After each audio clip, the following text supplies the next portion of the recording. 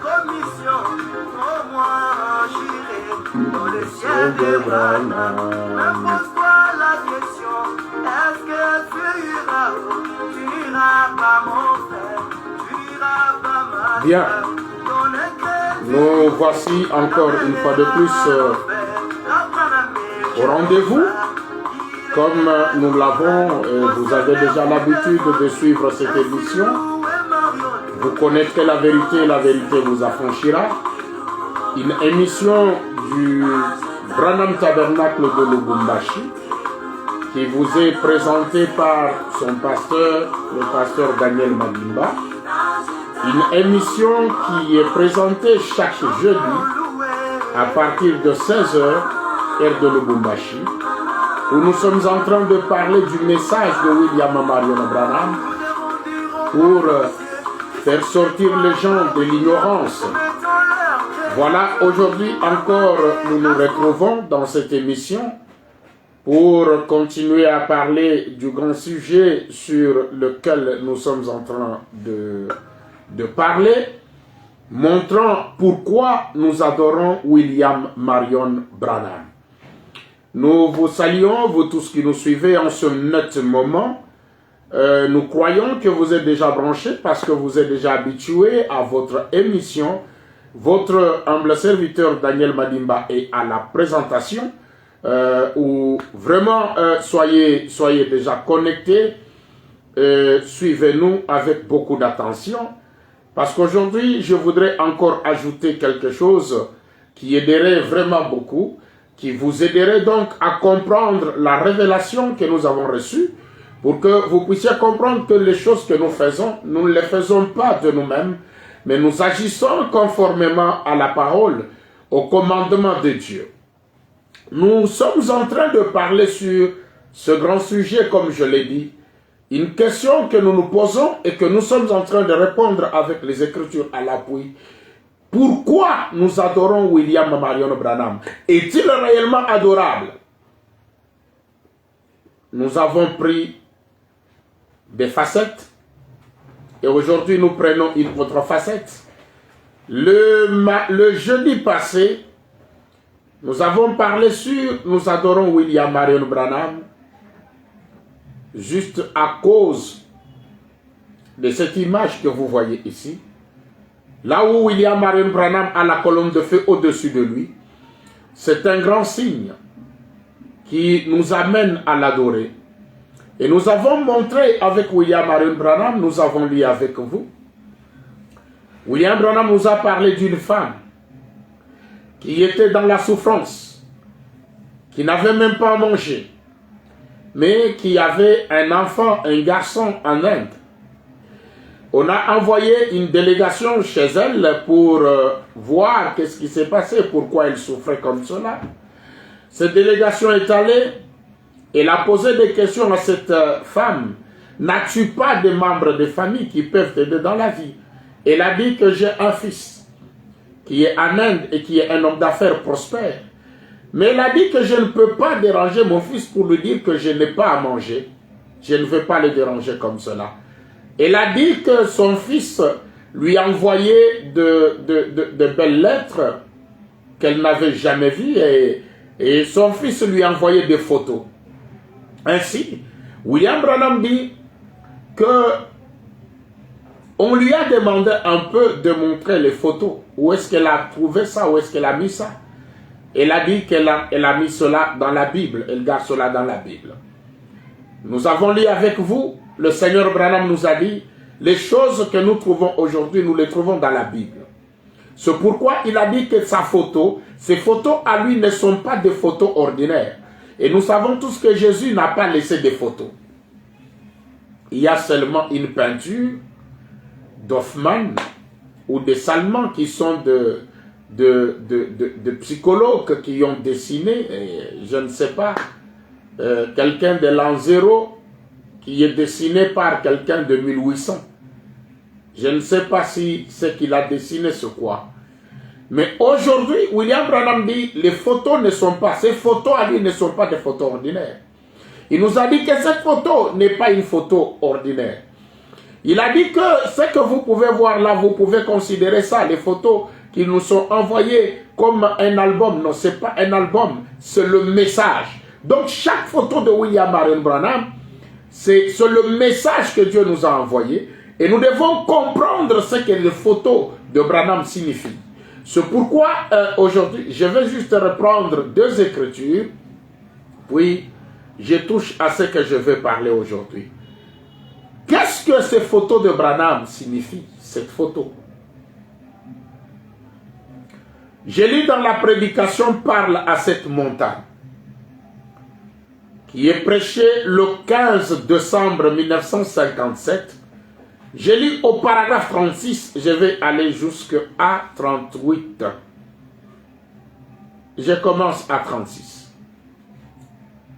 Le Seigneur de gloire dit ceci. Je disais à quelques frères l'autre jour, je ne comprends pas. Eh bien, ceci est une petite note personnelle. Je ne pense pas l'avoir déjà fait devant les gens, mais je vais le dire maintenant. Avant, je ne l'avais jamais de ma vie dit en public. Voyez-vous, pour rendre cela simplement, je vais rendre cela clair pour vous, pour que vous compreniez. L'autre jour, je me demandais, que va-t-il se passer, Seigneur? Comment est-ce que je connais ces choses? Cette photo, celle-ci, cette photo, à elle seule, aurait dû secouer le monde entier. Même pas un journal n'a publié cela. Pourquoi? Considérez ces grandes choses qui se sont produites, la simplicité de Dieu au travers de ces guérisons, de ces miracles. Pourquoi cela est-il arrivé? Comment cela s'est-il produit? Pourquoi les gens ne peuvent-ils pas voir cela? Cette photo, à elle seule, aurait dû secouer le monde entier. La question, mes frères et sœurs, cette seule photo allait secouer le monde. En quoi et comment?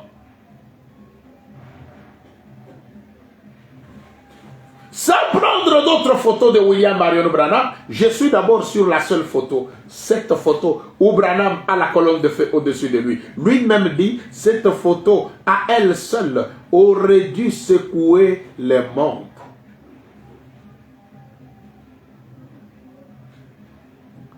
Écoutez.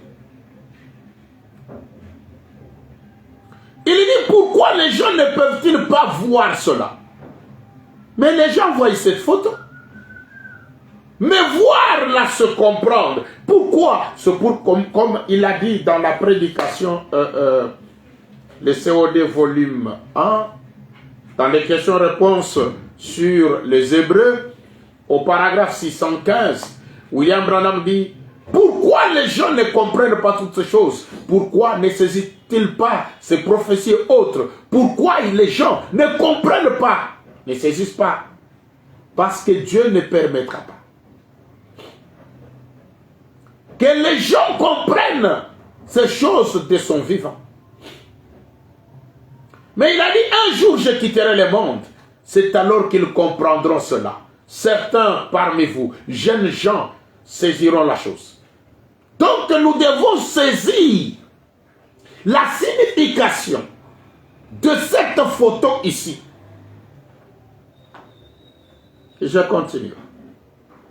Au paragraphe 37. Lorsque je vais à une réunion où je parle à mon peuple américain, je prends les théologiens, je les amène derrière dans leur bureau et je pose la Bible sur la table. J'amène cela là-bas et je dis, tenez, regardez ici. Voyez si ce n'est pas exactement ce qu'il a promis. Alors, le Seigneur Jésus vient confirmer cela. Les gens disent, ouais, c'est pour vous. C'est un peu ça, vous voyez? Ils ont des yeux. Ils ont des yeux et ne voient pas. Ils ont des oreilles et n'entendent point. Paragraphe 38. Écoutez très bien. Écoutez. Pourquoi les gens ne peuvent-ils pas voir?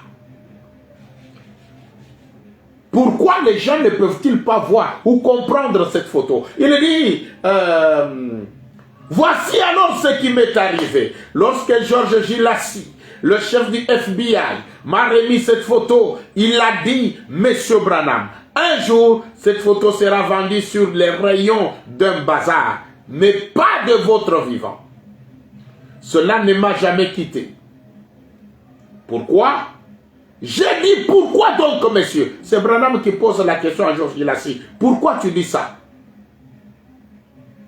Que cette photo sera vendue dans des bazars, mais pas de votre vivant. Pourquoi tu dis ça? Il a dit, le testament est sans force tant que le testateur vit. Cela amènerait une adoration païenne. Il se retourna et s'en alla. Tant que Branham était vivant, lui qui est le testateur, et que les gens l'adoraient, c'était une adoration païenne. Parce qu'il faut que les testateurs partent, quittent la terre. Cette photo devait nous amener à adorer Branham qui est le testateur, mais pas de son vivant. Voilà pourquoi il a réprimandé sévèrement les frères dans la prédication Apocalypse chapitre 1er, où le serpent est écrasé comme les gens veulent l'appeler. Mais quand Branham a prêché, il n'a pas prêché le serpent écrasé. Il a intitulé la prédication Apocalypse chapitre 5, première partie. Oui. Pourquoi, Branham pose la question à Georges Gilassi, pourquoi ces choses et cette photo, les gens ne peuvent pas comprendre cela, mais pas de mon vivant. Pourquoi donc, monsieur? Il a dit, le testament est sans valeur, tant que le testateur vit, cela amènerait une adoration païenne. Il se retourna et s'en alla. Tant que le testateur vit et que vous l'adorez, votre adoration devient une adoration païenne.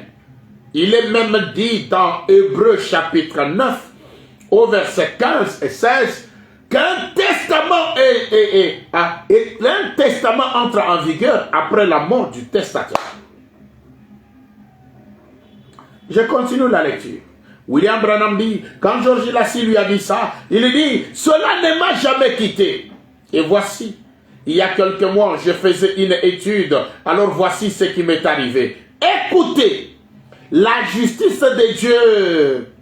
Dieu, par sa préscience, savait qui accepterait et qui n'accepterait pas. Vous savez cela, vous êtes enseigné ici par ce merveilleux enseignant. Oui, Dieu savait qui accepterait et qui n'accepterait pas. Nous avons accepté que cette photo amène les gens à adorer Branham. Cela nous a amenés à l'adorer parce que nous croyons qu'il est un testateur et son testament devait entrer en vigueur après son départ. Nous sommes vraiment dans les Écritures. Et je me sens bien parce que nous ne faisons que répéter ce qui est dit sur les bandes.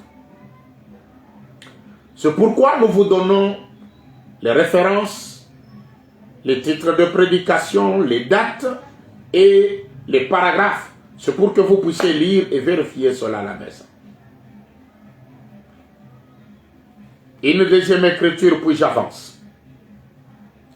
Je lis dans la prédication, pouvons-nous voir Jésus. Prêché le 19 juin 1958 soir. Je lis le paragraphe 56. Lorsque Pierre était en prison et que l'ange du Seigneur y est entré, qu'était-ce? Une lumière, la colonne de feu. Maintenant observez, lorsque l'âge des Juifs s'est terminé, il s'est terminé avec cela. Maintenant c'est la fin de l'âge des gentils. Voici cette même colonne de feu. Le monde scientifique en a pris une photo. on a photographié cela en Allemagne, lorsque cela descendait, lorsque cela apportait l'onction, lorsque cela remontait, ils ont photographié cela en Suisse, ils ont photographié cela en Amérique. La photo se trouve là, suspendue dans la salle des arts religieux à Washington DC. Se placer sous copyright, comme étant le seul être surnaturel qui ait jamais été photographié dans le monde entier. Qu'est-ce que George Lacy, le chef du FBI, a dit? Il a dit, Monsieur Branham, cette photo ne représentera pas grand-chose pendant que vous êtes en vie. C'est vrai. Parce que cela entraînerait, écoutez bien, parce que cela entraînerait une adoration de l'homme. Mais un jour, cette photo sera vendue dans des bazars, mais pas de votre vivant. Vous voyez? Branham ajoute et dit, vous voyez? Eh bien, c'est vrai. Cela ne peut pas se faire. Le Seigneur ne fera pas connaître cela. De son vivant, les gens ne pouvaient pas comprendre. Si vous prenez la tradition de Kabamba Bengi, il est dit que cette photo, cela occasionnerait le culte d'un homme. Ici, moi, je lis dans la tradition de Shekinah. C'est ainsi que nous avons compris que William Branham est adorable par cette photo. Nous toucherons une autre photo. Mais aujourd'hui, je voudrais ajouter un peu quelque chose. William Marion Branham a-t-il cherché l'adoration? Je réponds pas oui. Il a cherché qu'il soit adoré. Mais il ne l'a pas dit clairement. William Marion Branham étant le type, l'antitype de toute la Bible, j'allais dire. William Branham n'a jamais été un type, il est l'antitype. Il est le positif. Étant l'antitype de toute la Bible, étant l'antitype de David, le roi David de la Bible que vous connaissez. Il a cherché l'adoration comme David. David n'a jamais dit aux gens, adorez-moi. Il a été chassé du pouvoir par son fils. David a été chassé du pouvoir par son fils. Il a fui. Il est allé, il avait un groupe de gens des nations qui ont fui avec lui, mais qui sont restés attachés à David. Ce groupe de nations, des guerriers, étaient des hommes tellement spirituels. Écoutez,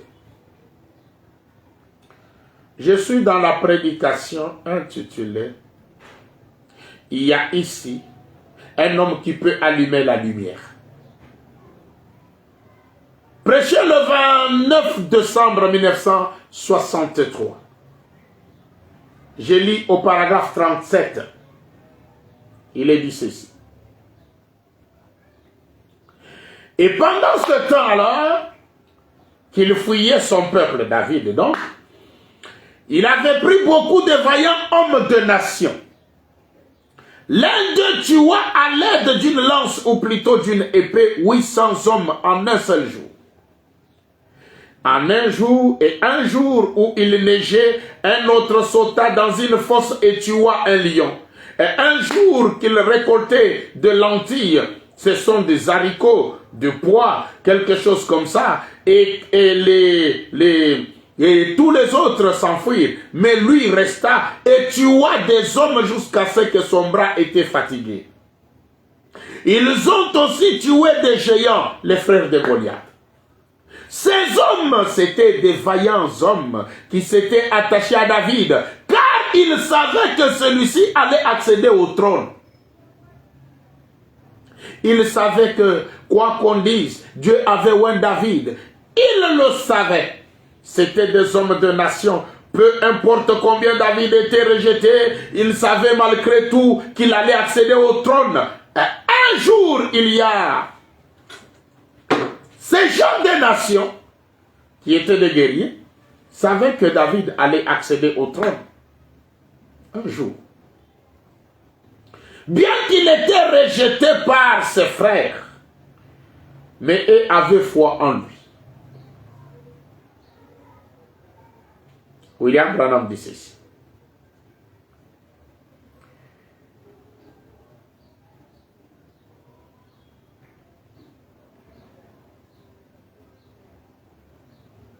Il dit ceci. Je suis toujours dans... Il y a ici un homme qui peut allumer la lumière. J'ai lu le paragraphe 44 et 50. Je lis 44, puis je saute, je lis 50. Et David, étendu là, ce jour-là, sur la colline, regarda en bas et vit les Philistins en garnison tout autour, comme cela. Il devait avoir chaud et soif. Il a dit, oh, si je pouvais boire encore une fois l'eau de ce puits, eh bien, la moindre de ses pensées était un ordre pour ces gens qui l'aimaient. David n'a pas dit, apportez-moi à boire. Il a dit, oh, si je pouvais boire encore une fois l'eau de ce puits. La moindre des pensées de David était un ordre pour ces hommes de gentils qui étaient des guerriers qui étaient autour de lui. Alors là, le paragraphe 50. Alors là, lorsque David il a le désir de boire l'eau fraîche, là-haut, il avait probablement une vieille eau stagnante qu'il buvait. Mais il lui est arrivé de penser à l'eau fraîche de Bethléem, là en bas, la maison du pain de Dieu. Il a dit, si seulement je pouvais boire l'eau de ce puits. Et ces hommes ont dégainé leur épée et ont combattu les Philistins sur 15 miles, c'est-à-dire 24 kilomètres. Ces gens des nations ont combattu pour David, pour aller lui apporter de l'eau. Écoutez, William Branham dit, non pas parce qu'il leur avait demandé de le faire, mais parce qu'il savait qu'il désirait cela. David n'a pas demandé à ces hommes de le faire, d'aller lui apporter de l'eau. Mais eux ont compris seulement le désir de David. David ne leur a pas dit clairement, allez, amenez-moi à boire. Non. Mais parce qu'ils savaient qu'il désirait cela, qu'ils ont dit, nous nous battons pour lui apporter à boire. Ils ont taillé ces Philistins en pièces, je continue à lire, et se sont frayés un passage jusqu'au puits. Pendant que deux hommes combattaient, un troisième puisa un seau d'eau. Puis, ils combattirent sur tout le chemin de retour et présentèrent cela à David.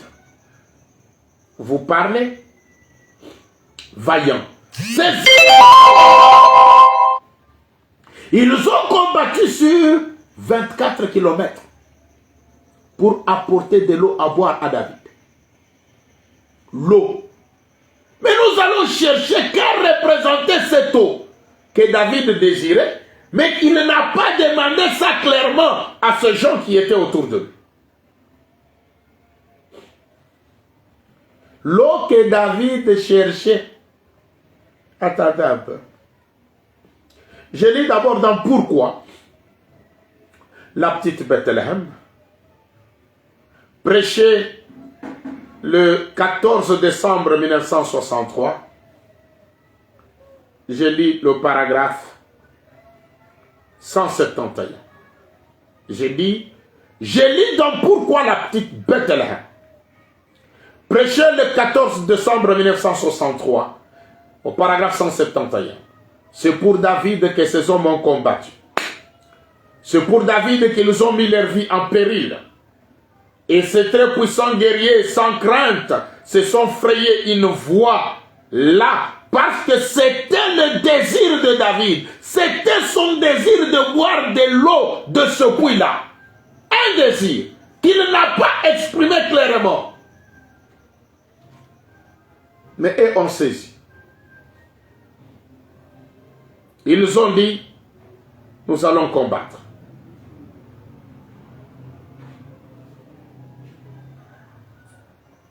Je lis donc pourquoi la petite Bethléem. Cette fois-ci se prêchait le 28 décembre 1958. Je lis le paragraphe 125. Mais il y a des combattants qui croient en lui. Il y a des combattants qui se tiennent à ses côtés avec une compréhension spirituelle comme il y en avait là-bas dans la petite Bethléem, assurément. Donc aujourd'hui, nous avons un autre David, qui a aussi des combattants qui se tiennent à ses côtés avec une compréhension spirituelle comme il y en avait là-bas à Bethléem avec David.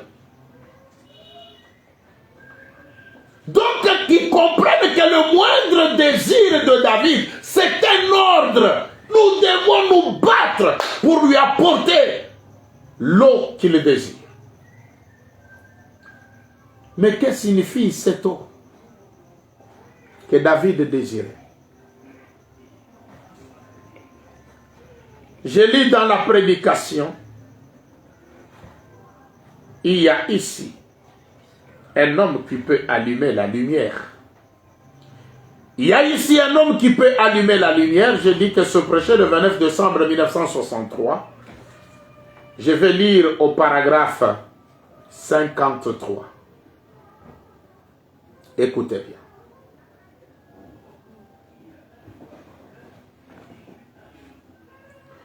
Ô gens des nations, comme je l'ai dit, qui tirera l'épée avec moi? Il désire une eau fraîche ce matin. Non pas ce vieux credo stagnant d'église et tout avec quoi nous nous amusons. Il veut une foi véritable, ce que David désirait. Il veut une foi véritable en sa parole, une foi qui en croit chaque mot. Allons au puits et rapportons-en à boire. Mais qu'est-ce que signifie à boire cette eau? Un rafraîchissement, virgule. Une adoration basée non pas sur des credos et des dénominations, mais une adoration véritable en esprit. Amen. Oh, voilà ce que David désirait. Il désirait une adoration véritable en esprit. William Branham dit, un rafraîchissement, une adoration basée non pas sur des credos et des dénominations, mais une adoration véritable en esprit, avec Christ parmi nous, vivant sa vie comme il le veut. Cela ne contient pas de credos, toutes sortes de choses. Recevons-le simplement de cette manière-là. Voilà que le désir de David, quand il dit, si je pouvais seulement boire l'eau de ce puits-là, il désirait l'adoration. Il désirait que ces gens qui étaient autour de lui puissent l'adorer, puissent lui apporter une véritable adoration. Mais il ne l'a pas dit clairement.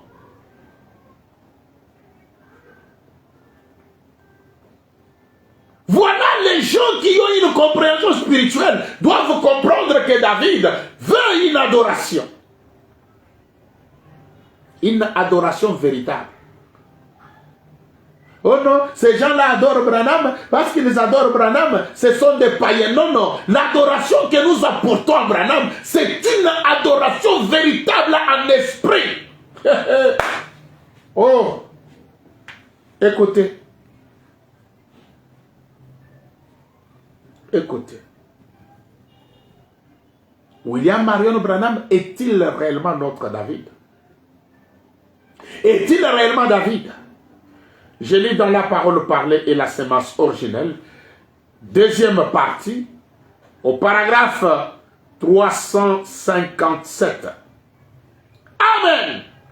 Écoutez ceci, frères. Fiou, Maintenant, je me sens comme David là. Je me sens comme David. Ce Branham qui dit qu'il se sent comme David. Je me sens comme David. Là, j'ai fait tournoyer ma fronde. J'espère que vous ne trouvez pas que je commets sacrilège. Là, mes amis, tout est en ordre. Mais je me sens bien, c'est tout. Je commence à me sentir vraiment bien là. Oh, voilà. Quand il dit qu'il se sent comme David, il fait tournoyer sa fronde. Il dit, j'espère que vous ne trouvez pas que je commets un sacrilège. Non, ce n'est pas un sacrilège. William Branham étant David, David cherchait la véritable adoration. David voulait une adoration parfaite, une adoration en esprit. Et William Branham étant notre David, étant le véritable David, l'antitype véritable, il a besoin de cette adoration. C'est pas clair, hein? C'est pas clair. Que Branham éclaircisse. Je lis dans la prédication le temps de la moisson. Le temps de la moisson, prêché le 12 décembre 1964.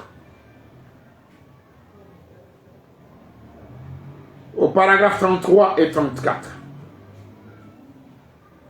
Mais cette nuit-là, le Seigneur rencontra le prophète et lui dit, va dire à mon serviteur David que je l'ai pris au pâturage derrière ces quelques brebis, vous savez, et j'ai rendu son nom plus grand comme les noms de grands hommes, pas le plus grand nom, pas le plus réputé, mais il était compté parmi les grands hommes qui étaient sur la terre à l'époque. Dieu parle de David, William Branham parle ici de David, qui était pris dans le pâturage derrière les brebis, et Dieu a rendu son nom grand comme le nom de grands hommes. Écoutez maintenant au paragraphe 34, le Seigneur Branham dit, et je me suis dit, là, c'est la grâce de Dieu à David. Et je me suis dit, je peux m'y inclure moi-même, comme j'ai trouvé le privilège en ce jour-ci, dans lequel nous vivons les derniers jours de l'histoire du monde, d'être comptés parmi des hommes comme ceux avec qui nous assistons à ces réunions, et que le Seigneur vous bénisse très richement.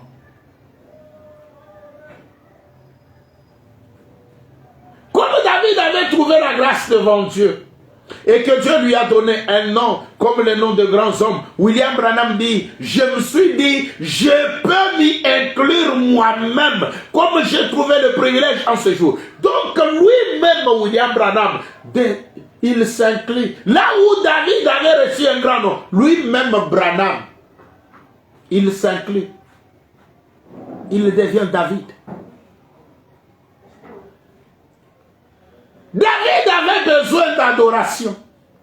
Il avait besoin de boire l'eau du puits de Bethléem.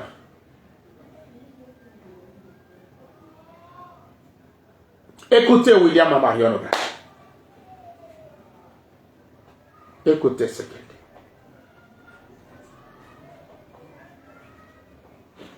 Je suis dans la prédication intitulée « Nous n'avons point ici-bas des cités permanentes ». Prêché au mois de février 1950. Il n'y a pas une date, c'est écrit 00. Bon, on a seulement donné le mois avec précision, c'est-à-dire au mois de février 1950. J'ai lu le paragraphe 23. Suivez-moi très bien pour que vous puissiez comprendre que William Branham désire cette adoration comme David le voulait. Boire l'eau du puits. Oh, merci Seigneur Branham. Écoutez, paragraphe 23. Je suis passé près de l'emplacement du bâtiment de l'école. Cela aussi a disparu. Car nous n'avons point de cité permanente. Et juste de l'autre côté de là, il y avait le chauffeur de M. Watan. Et il habite là. Il y a une pompe à laquelle je voulais boire. Suivez très bien. Il y a une pompe à laquelle je voulais boire. Et je me suis dit, juste comme David, une fois, il voulait boire à ce puits-là. Alléluia. Je suis descendu là et je me suis mis à pomper l'eau, ma femme et l'enfant et les autres cueillaient des violettes.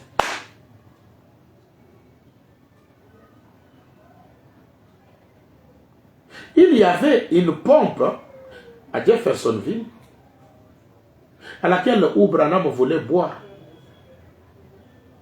Il dit, je me suis dit, juste comme David. Or, quand David voulait boire de l'eau, l'eau fraîche que David voulait boire, c'était une adoration. Il cherchait une véritable adoration véritable en esprit.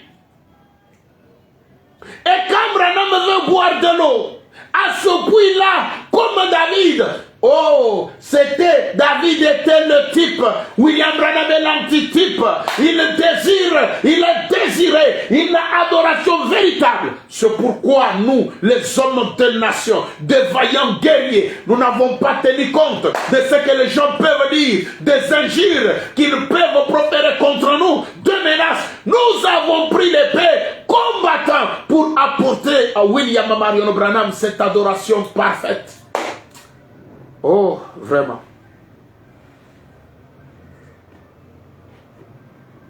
Vraiment que Dieu soit loué. Il n'y a que ceux qui peuvent avoir cette compréhension spirituelle, comme les gens des nations qui étaient autour de David. Nous sommes ces guerriers-là, les gens des nations. C'est pourquoi quand quelqu'un se lève pour empêcher cette adoration, il nous trouvera sur son chemin. Comme l'un avait dégainé l'épée et qu'il a tué 800 hommes, nous allons dégainer l'épée et nous allons vous massacrer. Avec les Écritures, hein, nous n'allons pas vous tuer. Nous ne sommes pas des assassins. Nous ne sommes pas des Kuluna, mais nous allons combattre avec les Écritures. Vous massacrez avec les Écritures. Pour que nous puissions apporter à William Marion Branham cette adoration véritable dont il a besoin. Voilà pourquoi nous adorons William Marion Branham, parce que nous avons compris qu'il est David, il est notre David, et l'eau qu'il désire boire du puits, c'est une adoration. Nous lui apportons cela, parce que nous avons compris que le moindre de pensée de William Marion Branham, c'est un ordre pour nous. Alléluia.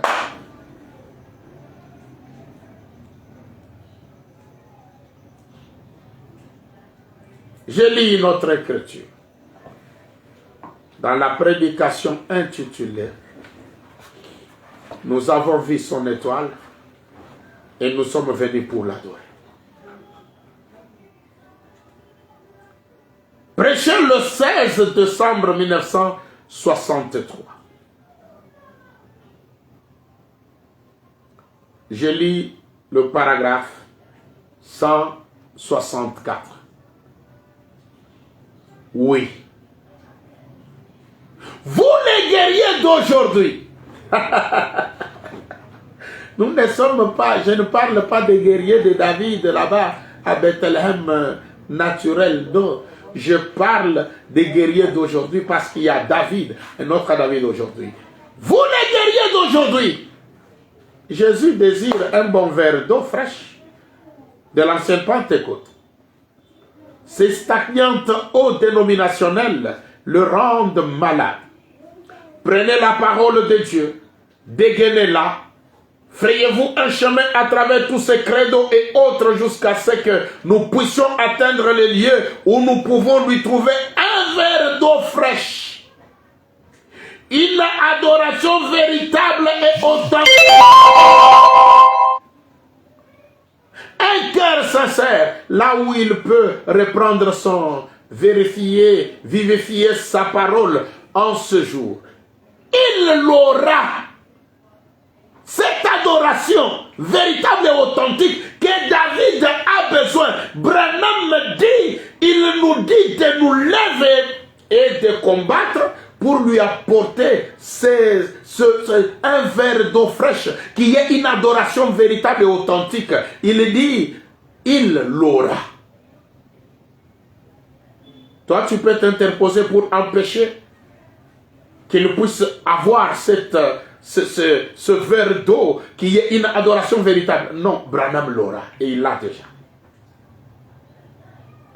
Il dit, il l'aura, il ajoute. Il a dit qu'il ramènerait la foi des gens au Père. Quand vous dites que Malachie 4 est venu nous ramener à la foi de Père, il est venu pour que vous puissiez lui accorder cette véritable adoration authentique. Ah, il l'aura. Il a dit qu'il ramènera la foi des gens au Père, la foi des enfants. Malachie 4 nous dit que ça arrivera. Voilà pourquoi quand vous croyez Malachie 4, vous devez comprendre que William Branham a besoin d'une vraie adoration. Mais vous croyez Malachie 4, vous ne voulez pas lui apporter cette adoration véritable et authentique.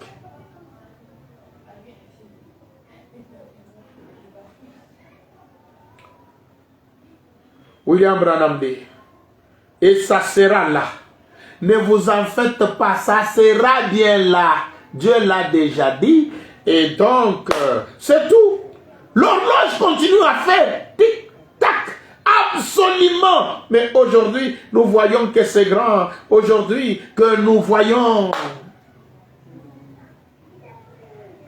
Olinga, l'horloge de Dieu fait tic-tac. Ça avance et les gens qui ont une compréhension spirituelle apportent à David une adoration véritable. David qui est William Marion Branham, comme nous l'avons dit, il a dit que je me suis dit, juste comme David une fois, qu'il voulait boire à ce puits-là. Parce que lui, William Branham voulait aussi boire à une pompe à laquelle il dit, il y a une pompe à laquelle je voulais boire. Cette eau qu'il voulait boire, c'est une adoration véritable. Voilà pourquoi nous adorons William Marion Branham. Parce qu'il est David. Il est l'antitype de David et il veut une adoration véritable. Et vous tous qui nous avez suivis, apportez à William Marion Branham cette adoration véritable. Il vous bénira. Cela fera de vous des guerriers de David. Vous serez vraiment dans le royaume Branham. Et pour ce soir, je m'arrête par ici, tout en vous disant que le Seigneur William Marion Branham, le Seigneur Dieu de gloire, vous bénisse. Nous allons nous retrouver le jeudi prochain, même heure, 16h, heure de Lubumbashi, dans cette émission. Vous connaîtrez la vérité et la vérité vous affranchira. C'était encore votre frère à la présentation, le pasteur Daniel Madimba. Je vous dis merci et que le Très-Haut, William Marion Branham, vous bénisse richement et apportez-lui cette adoration véritable. Voilà.